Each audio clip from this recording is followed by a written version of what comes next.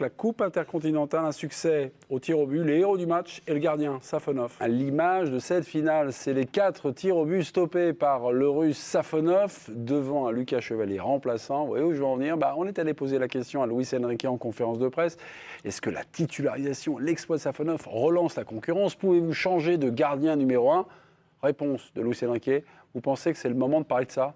Vraiment. Ben oui, vraiment. On va en parler. La guerre des mots a-t-elle démarré ce soir? C'est un oui de Jérôme Alonso. Vous avez 1 minute pour nous expliquer et nous convaincre. On vous écoute, mon cher Jérôme. Elle est bizarre cette minute parce que j'aurais jamais pensé un jour défendre ce point de vue-là, ni défendre la concurrence, parce que j'aime pas ça. Mais il y a 2 raisons pour moi pour lesquelles Safonov doit au moins avoir sa chance encore en 2026 sur les premiers matchs, même si il est parfois injuste de juger un gardien sur une séance de tir au but, dans le bon ou dans le moins bon. Mais ça vient sanctionner une séquence excellente de sa part. Et donc les 2 raisons, c'est le mérite. Je trouve que Safonov mérite de rejouer après les vacances, parce que sportivement, il a apporté quelque chose au PSG que Lucas Chevalier n'apportait pas. Et la deuxième raison, c'est l'impact par rapport au groupe. On sait tous ici l'impact qu'a un gardien sur l'humeur, sur tout ce que peut produire un groupe. L'exemple d'ailleurs récent, c'est Donnarumma.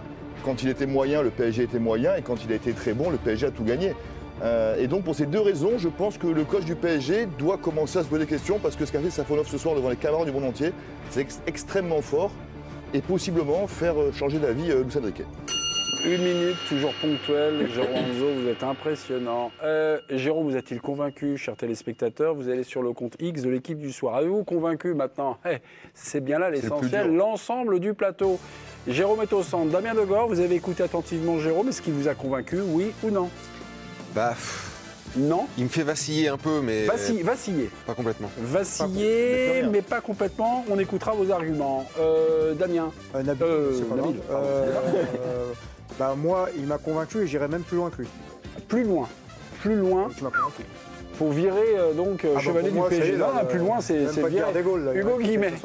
Vraiment convaincu. Vraiment convaincu. Président? Pas du tout. Pas du tout. Président, Raymond, vous allez là, parce que le pas du tout, puis après on dira pas du tout, pourquoi? Je reste un peu, mais je suis très triste. Je vais utiliser un des arguments. Pour le retourner.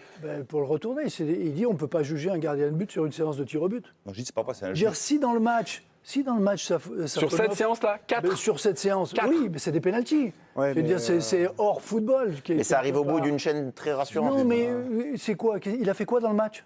Non, mais c'est pas ce match, c'est les matchs avant aussi. Il a été plus rassurant que Chevalier. En fait, c'est à mettre en balance aussi avec ce que montre Chevalier depuis qu'il est au PSG. Non, la différence, c'est qu'ils ont pris un gardien de but. Je veux dire, pour lui laisser le temps un peu de venir, il l'a dit d'ailleurs, et je pense qu'il va le garder encore un certain temps, il ne peut pas le tuer maintenant. Ils l'ont pris, ils l'ont acheté pour qu'il joue. Et si la différence, elle avait été nette, parler d'impression, de sensation, oui, on retient toujours la faute de Chevalier sur le but contre Marseille. Il y en a plusieurs. Attendez. Le reste du temps. C'était l'explication entre Raymond et Jérôme. Dans ce match-là, je trouve que Safonov, il a arrêté les pénaltys. C'est quand même... Raymond, silence, le débat est lancé. Mais est-ce que il a même réussi à se faire contrer à un moment, en voulant dégager. Il a réussi à se faire contrer. Raymond, est-ce qu'on peut étendre le débat à quand il y a un numéro 1 instauré? Je sais que toi, tu étais pour ça aussi. Tu n'es pas pour l'alternance hebdomadaire et surtout pas, évidemment. Mais quand il y a une faiblesse ou une blessure du numéro 1, ce qui est le cas là, en plus mélangé, faiblesse et blessure qui arrivent à peu près au même moment, et que le numéro 2 donne satisfaction à toi, au mérite, et au reste du groupe. Qu'est-ce qu'on fait? Dans une séquence de quoi? Il y a eu 4-5 matchs? Un mois? Ouais. Au bout duquel il y a ça ce soir. Évidemment, le match n'est pas mais au bout duquel il y a ça ce soir. Est-ce que, honnêtement, tu penses que ça peut faire réfléchir un coach, quand bien même il a pris un gros risque cet été en dégageant Donnarumma, parce qu'il a dégagé, pour faire venir Chevalier? Est-ce que c'est la séquence qu'on vient de vivre est en capacité de faire vaciller le coach du PSG? Pas nous, on s'en fout finalement, mais lui. Je vois comment il a fonctionné jusqu'à présent, ça ne le fera pas changer d'avis. C'est lui qui l'a pris, c'est lui, comme tu le dis, qui a viré Donnarumma. C'est pour imposer Chevalier, et il ne va pas le tuer maintenant. Pour prendre un gardien de but dont tu voulais, pas sûr qu'il ait envie de le garder. Lui, il veut gagner des matchs. S'il voit que Safonov lui fait gagner des matchs et s'adapte à sa manière de jouer. Et que le groupe est derrière Safonov. Pardonnez-moi, je vais m'inviter dans votre débat et dans votre échange, mon cher Raymond et mon cher Jérôme. Alors, on a regardé ce qu'avait dit Luis Enrique sur Chevalier depuis le début de la saison. On est tombé sur on est le 20 octobre. Quand on recrute un joueur, il parle de Chevalier, on réfléchit à long terme. On est très confiant sur le fait que Lucas Chevalier va être très important pour l'équipe pendant des années. Voilà, c'est à peu près ce que vous avez dit et vous vous étiez mis dans le logiciel de Luis Enrique. Et puis lundi, dans l'équipe, le journaliste, vous savez, fouineur, José Barroso, voilà, qui est là, écrivait « Aujourd'hui au club, on explique qu'il n'y a pas de hiérarchie. Et ben voilà. Que la concurrence existe à tous les postes, gardiens compris, donc que le meilleur jouera à chaque match. » Ça veut dire que là... Oui, mais de dire qu'il est meilleur parce qu'il a arrêté des pénaltys, je trouve pas ce que j'ai dit, c'est exagéré. Non, mais là, vous c'est pas ce que j'ai dit par contre, Raymond. Raymond, Oui. vous n'êtes plus sélectionneur. C'est quand même son boulot, il en a arrêté 4, il allait les chercher. Aujourd'hui, au club, on explique qu'il n'y a pas de hiérarchie, que la concurrence existe à tous les postes. C'est Y ouvrez les compris guillemets, le poste de gardien de but. y compris. Oui, la concurrence, ça ne veut pas dire qu'il va virer Chevalier. toi, pour Raymond, mettre sa par place. exemple, je prends Et ton- la concurrence... Ça veut dire que le numéro 1, Il ne va pas le virer, il va le faire asseoir sur le banc. il va le remettre pour lui permettre justement de montrer que La question, c'est un il est peu le gardien de but la, numéro un. la question un peu déguisée, c'est est-ce qu'aujourd'hui une réflexion d'Enrique? Ah bah la réflexion, elle est faite. Non, juste, je rebondis sur Damien. Damien, vous avez écouté attentivement Jérôme. C'était bien, il m'a fait vaciller, mais il y avait le mais, c'est-à-dire le mais. Parce qu'on est à Paris, d'abord, et qu'à Paris, on ne change pas de numéro 1 comme ça si facilement. Et Jérôme est bien placé pour le savoir, que les changements de numéro 1 en cours de saison, sauf pour des raisons de blessure, ça peut le faire sur des longues durées, mais quand, Jérôme, je me souviens, quand tu as commencé numéro 1, saison 2004-2005, et puis que Lionel est repassé devant, ça a été un bordel de dingue. Mais ça n'a pas été l'origine du bordel, c'est pas ça.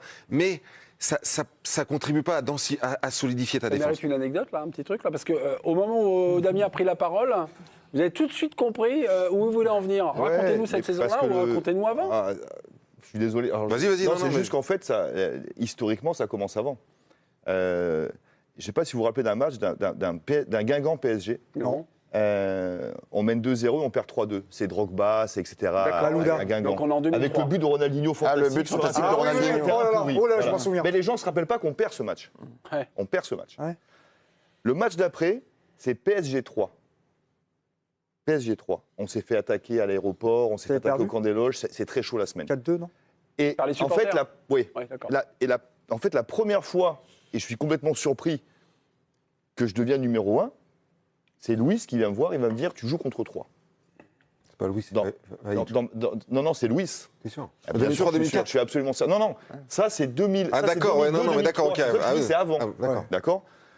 Et donc, on est mené 2-0 contre 3 Vous au gagnez bout d'un 4-2. quart d'heure. Ouais. T'as pris un coup franc de Benachour, non? Exactement. Oui, exactement. Je m'en souviens. Et J'étais là, là. je me dis, waouh. Mais c'est connaissais la pas première encore. fois, en fait, que Louis vient me voir en me disant, voilà, j'ai besoin d'autre chose. Moi, j'estimais être un moins bon gardien que Lionel, mais il avait besoin d'autre chose. Mais sur le D'autres fond, choses. ce que vous disiez... Et donc, voilà, c'est la première fois que ça vacille. Après, je finis la saison, et Vaïd arrive. Et comment se termine la saison en autre boudin? Elle se termine, non, par une finale de Coupe de France perdue dans le temps additionnel contre Ouais, mais en Auxerre. championnat, c'est pas terrible. D'ailleurs, il arrive Et derrière. en championnat, quand je rentre, on est 8e, et à la fin, on finit 8e aussi, tu vois. Ouais, Mais donc voilà, c'est effectivement quelque chose qui a un impact sur le groupe après, parce que Pardon, mais quand Damien dit parce que c'est pareil, on ne change pas forcément de gardien ou sinon c'est vraiment C'est mauvais compliqué, signe, parce que- est-ce que c'est un argument à prendre en compte? Ouais,